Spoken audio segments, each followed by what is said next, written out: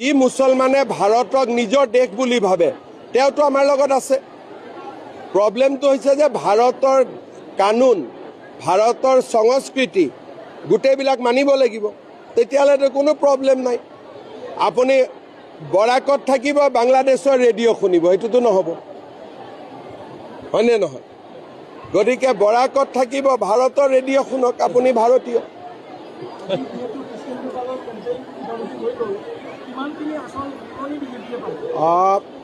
পুৰণি বিজেপি, এইটো ইয়াত নতুন বিজেপিত কোন আছে?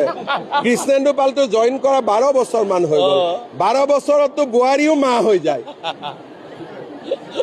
ঘৰত যদি 12 বছৰ বোৱাৰী আহে, কোনোবাই তাতকৈতো তাক নতুন কয় নেকি? 12 বছৰৰ বোৱাৰী মানে সিটো ঘৰত সৰ্বা হৈ যায়। আপোনালোকে সাজেষ্ট কৰিব। মোৰ মনত একো নাই, আপোনালোকে য'ত সাজেষ্ট কৰে তাতে দি দিম।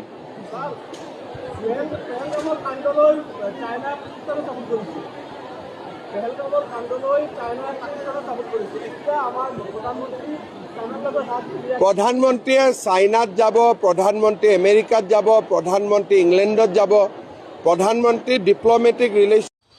মামাই হিমন্ত বিশ্ব শৰ্মা মামাই, তুমি হইলে মিঠামুখী মামাই, যে ডালত যাও ও ডালত বুলি বললো মামাই যে মনে কয় ছোটবেলা থাকতে সময় না নিয়ে বেশি মনে মিঠা খাবাই লিসলা লাগি মামাই বেশি মিঠা, বেশ মিঠামুখী মামাই তুমি। মাদানী কোন হয়? মাদানী কি ভগৱান নেকি? তো মাদানীর বাহাদুরি কংগ্রেস থাকিলে চলে, বিজেপি থাকিলে মাদানী ফাদানির একো বাহাদুরি নাই। আমি অন ক্যামেরা বলছি, মেহমুদ মাদানী সাহেবকে কথা বলার আগে তার পূর্বপুরুষের অবদানটা আমি বলবো আগে দেখুক। যেই সময় এদের পূর্বপুরুষেরা ব্রিটিশদের পা চাটছিল, তখন মেহমুদ মাদানী অর্থাৎ আমাদের পূর্বপুরুষেরা ব্রিটিশ সরকারের আমলে চাকরি করাকে হারাম 1921 সালে আমাদের পূর্বপুরুষেরা বলেছিল।